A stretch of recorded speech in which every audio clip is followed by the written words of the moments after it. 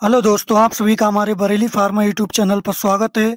आज का जो हमारा सब्जेक्ट रहने वाला है वह रहने वाला है बी फार्म थर्ड सेमेस्टर का सब्जेक्ट, जिसका नाम है फार्मास्यूटिकल इंजीनियरिंग। और फार्मास्यूटिकल इंजीनियरिंग में जो हमारा चैप्टर रहेगा वह रहेगा साइज रिडक्शन। तो सबसे पहले देख लेते हैं साइज रिडक्शन क्या होता है। साइज रिडक्शन में क्या होता है, जो लार्ज पार्टिकल्स होते हैं ड्रग के, ठीक है, तो जो लार्ज पार्टिकल्स होते हैं वे कन्वर्ट हो जाते हैं इनटू स्मॉल पार्टिकल्स में। तो जो लार्ज पार्टिकल स्मॉल पार्टिकल्स में कन्वर्ट हुए, इसी प्रोसेस को हम क्या कहेंगे, साइज रिडक्शन कहेंगे। तो साइज रिडक्शन में जो हमारी मशीन रहेगी कि जो लार्ज पार्टिकल्स हैं उनको छोटे छोटे पार्टिकल्स में कौन सी मशीन कन्वर्ट कर सकती हैं। तो जो हमारी यहाँ पे जो पहली मशीन रहेगी जिसके बारे में हम पढ़ेंगे वह हमारी हैमर मिल। हैमर मिल क्या है, साइड रिडक्शन करने की एक मशीन है, जिससे क्या होता है जो भी लार्ज पार्टिकल्स होते हैं उनका साइज क्या हो जाता है, रिड्यूस हो जाता है, यानी कि वो लार्ज पार्टिकल्स जो होते हैं वे कन्वर्ट हो जाते हैं इनटू स्मॉल पार्टिकल्स में। तो सबसे पहले देखते हैं साइज रिडक्शन का प्रिंसिपल क्या रहेगा। तो जो साइड रिडक्शन का हमारा जो हैमर मिल है, तो हैमर मिल जो काम करता है works on the principle of impact. Principle याद रखेंगे, क्योंकि फार्मास्यूटिकल इंजीनियरिंग में जितनी भी मशीन्स हैं सबके principle, contractions, working, uses, merit, demerits बहुत इंपॉर्टेंट हैं। ठीक है, तो जो हमारा हैमर मिल है वह इम्पैक्ट प्रिंसिपल या इम्पैक्ट मैकेनिज्म के ऊपर काम करता है। इम्पैक्ट का मतलब होता है घर्षण, ठीक है, यानी कि जो चीज घर्षण के थ्रू, जो लार्ज पार्टिकल्स हैं उनका जो साइज रिड्यूस हुआ है वह घर्षण के थ्रू रिड्यूस हुआ है, उसको क्या बोलेंगे, इम्पैक्ट बोलेंगे। कैसे होता है, when the materials are feed into the machine, जब मटेरियल्स को मशीन में फीड करते हैं, they are struck by fast moving hammer. तब क्या होता है, जो मटेरियल हमने मशीन में फीड किया है वो मटेरियल्स, हमारे जो मशीन है उसमें हैमर्स होते हैं जिसको ब्लेड बोलते हैं, वो हैमर्स हाई स्पीड में क्या होते हैं, मूव होते हैं, मतलब चलते होते हैं। तब क्या होता है, जो मटेरियल हम उसमें मशीन में डालते हैं वो मटेरियल उस फास्ट मूविंग हैमर से टकराता है, स्ट्रक मतलब टकराता है, and broken into small particles, और वह स्मॉल पार्टिकल्स में टूट जाता है। उसके बाद क्या होता है, जो the fine particles pass through screen, जो हमारे स्मॉल पार्टिकल्स हुए वो स्क्रीन के थ्रू क्या किए जाते हैं, पास होते हैं, जिसकी वजह से उनको हम आउटलेट के थ्रू रिसीव कर लेते हैं, और जो लार्ज पार्टिकल्स होते हैं उनको उसी में दोबारा भेज देते हैं, until they become fine enough, जब तक कि वो छोटे छोटे पार्टिकल्स में कन्वर्ट नहीं हो जाते हैं। तो ये हमारा था हैमर मिल का प्रिंसिपल।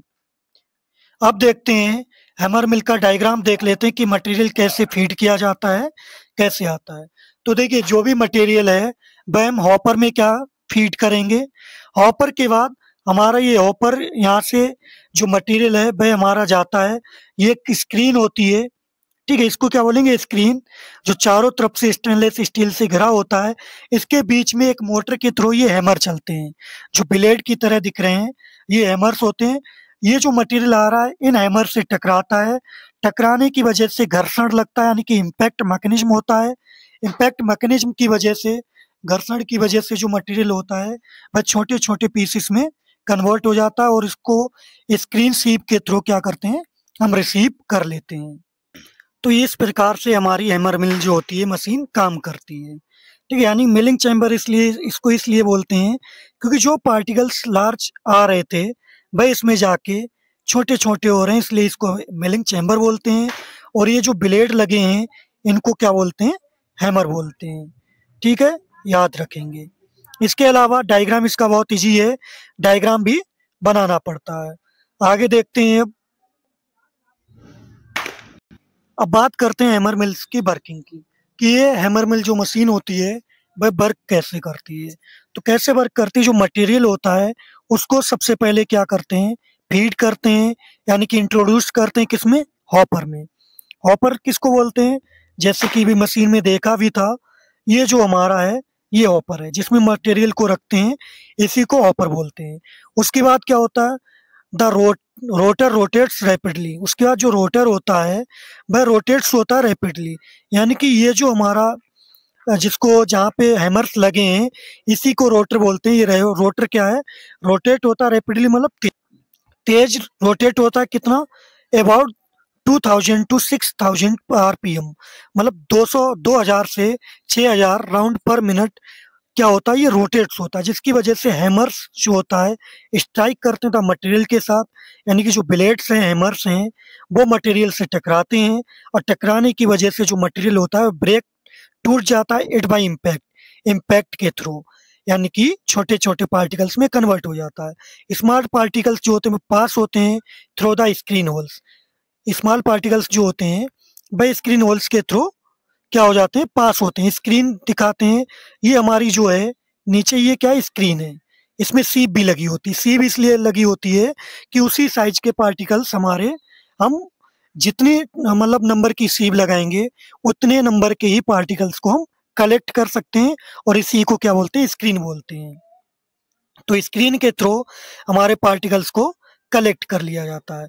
कलेक्ट करने के बाद क्या होता है, the fine powder is collected करते हैं थ्रू द आउटलेट के थ्रू, और जो हमारे कोर्स पाउडर बचते हैं वह पुनः हमारे जो हैमर्स होते हैं उनसे टकराते रहते हैं, और ये प्रोसेस जब तक चलती रहती है जब तक कि वो हमारे स्मॉल पार्टिकल्स में कन्वर्ट ना हो जाए। तो ये थी हमारी हैमर्स मिल्स की वर्किंग। अब आगे देखते, अब बात करते हैं यूजेज की। कि हैमर मिल है और फार्मेसी की स्टडी कर रहे हैं, तो फार्मास्यूटिकल इंडस्ट्री में जो भी हैमर मिल का यूज होता है केवल उन्हीं के बारे में बात करेंगे। तो hammer mill, it is used in pharmaceutical to process wet और ड्राई ग्रेनुलेशन।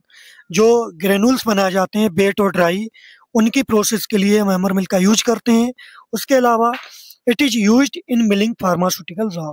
उसके अलावा क्या करते हैं, जो भी फार्मास्यूटिकल रॉ मटेरियल्स होते हैं उनको मिलिंग मतलब मिक्स करने के लिए हैमर मिल का यूज करते हैं।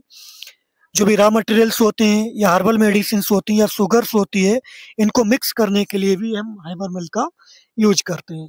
आगे देखते हैं, it is used in powdering of barks, leaf and roots of medicinal plant.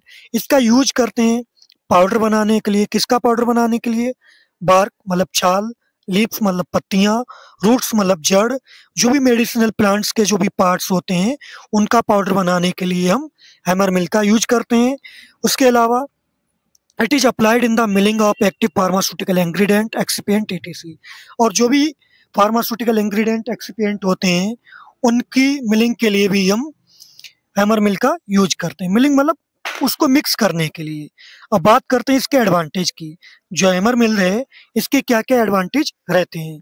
तो सबसे पहले इसके जो एडवांटेज रहेगा वह क्या रहेगा, इट हैज सिंपल डिजाइन, यानी कि इसकी जो डिजाइन होती है वह बहुत ही सिंपल है, एंड इजी टू ऑपरेट, और इसको चलाना बहुत ही इजी है।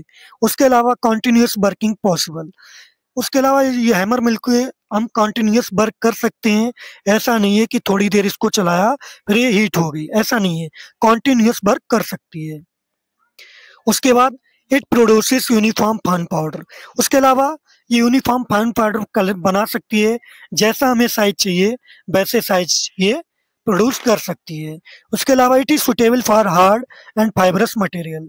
और ये हार्ड और जो भी हार्ड और फाइबरस मटेरियल्स होते हैं उनको भी उनका भी साइड रिएक्शन कम करने के लिए इसको यूज कर सकते हैं, यानी कि जो भी हार्ड और फाइबरस मटेरियल्स होते हैं उनके लिए भी सुटेबल है।